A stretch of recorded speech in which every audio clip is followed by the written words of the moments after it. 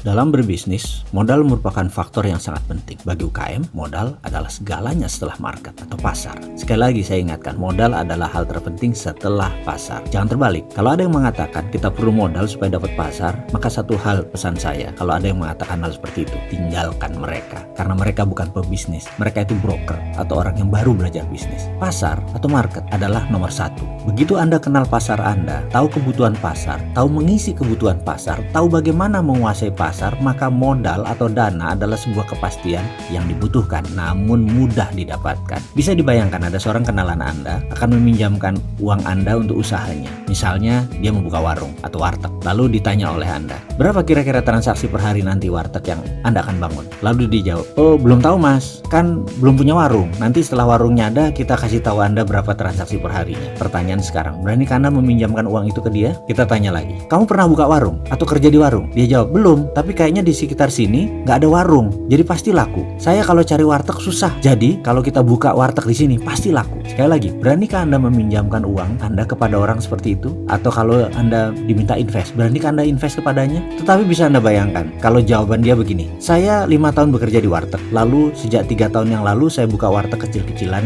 dengan paman saya di daerah Pamulang. Sudah jalan bagus, lalu saya sekarang ingin buka sendiri. Kebetulan ada lokasi bagus di sekitar Blok M. Karena di sana nggak ada warteg, ada tempat murah lagi kebetulan, dekat terminal lagi. Jadi saya mau ambil. Kebetulan juga supir angkot langganan kami yang di Pamulang itu kan bolak-balik Blok M Pamulang. Dia cari warteg di Blok M susah. Jadi karena itu saya mau buka di sana. Kebetulan saya punya modal separuh lagi saya perlu modal. Dengan penuturan seperti itu, akankah Anda invest kepada investasinya? Jawabannya pasti iya. Bahkan secara psikologi kejiwaan Anda siap rugi bergabung bisnis dengan dia. Kenapa? Karena dia sudah mengerjakan homeworknya, sehingga kepercayaan Anda atau trust Anda naik. Jadi walaupun rugi, Anda siap bersama dia. Baik, kita lanjutkan. Saya ingin memberi pelajaran tentang arti psikologi dalam berbisnis dalam video kali ini. Dalam aplikasi psikologi yang diterapkan dalam bisnis, banyak faktor yang akan kita bahas. Ada perilaku pasar, ada sifat pembeli, ada perilaku individual dalam organisasi, ada budaya perusahaan, ada social value atau nilai sosial, dan banyak ragam lain. Kita beri ilustrasi sederhana. Kita bayangkan dalam benak kita sekarang, Anda berada di daerah muslim. Sebuah toko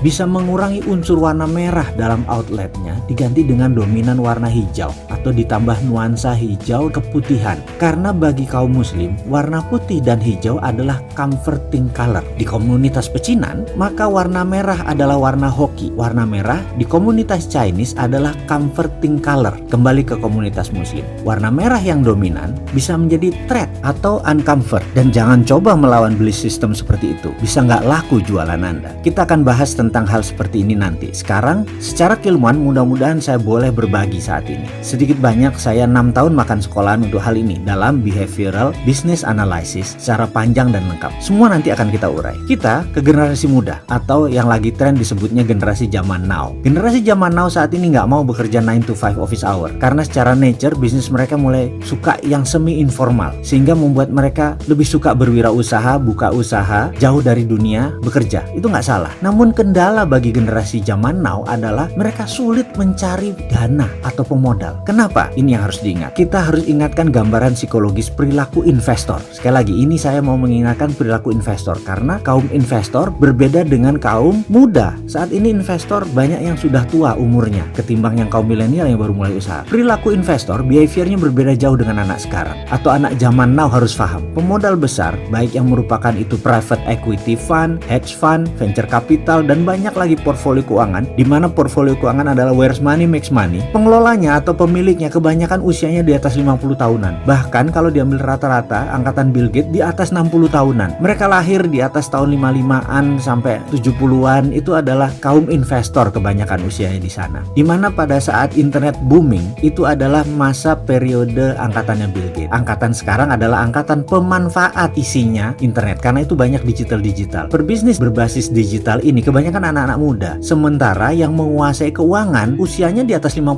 tahun. Para investor semua di atas 55 tahun. Sementara sekali lagi, ciri mereka bukan gadget minded. Sementara anak muda muda sekarang gadget minded. Sekali lagi, ini harus diperhatikan perbedaannya. Mereka masih merupakan manusia yang membutuhkan presentasi fisik, kehadiran fisik. Mereka masih memerlukan berhadapan dengan Anda. Mereka masih melihat bagaimana Anda di meja makan, bagaimana cara Anda berbicara dengan santai, apa topik pembicaraan Anda. Dari sana dia bisa melihat isi kepala Anda. Mereka masih memerlukan melihat langsung vibrasi Anda, getaran Anda. Mereka ingin melihat body language Anda. Mereka masih ingin bertatap langsung ekspresi wajah Anda. Mereka tidak pedulikan dengan presentasi yang mengkilat, yang keren. Mereka masih ingin melihat sepatu apa yang Anda pakai, jas apa yang Anda pakai, kepercayaan diri seperti apa yang Anda ingin munculkan. Itu masih penting buat generasi baby boomer. Sekali lagi, angkatan mereka, investor senior tersebut masih membutuhkan direct contact dengan Anda. Psikologi kejiwaan Anda, kematangan emosi Anda, kedalaman filosofi Anda, tentunya fire api di dalam Anda itu penting. Mereka ingin merasakan langsung. Disinilah kegagalan terbesar para pebisnis startup dalam mencari dana investasi. Disinilah kegagalan terbesar kaum milenial di dalam mencari dana untuk investasi. Kegagalan Anda para startup anak muda dalam meyakinkan investor, terutama gagal menunjukkan how bad you want to be sukses. Seberapa marah Anda, seberapa ingin Anda untuk sukses. Jadi sekali lagi, persiapkan diri Anda untuk terlihat sukses, terlihat lapar, dan stay humble di depan investor zaman old tadi. Ingat loh, mereka masih pegang uang yang terbanyak.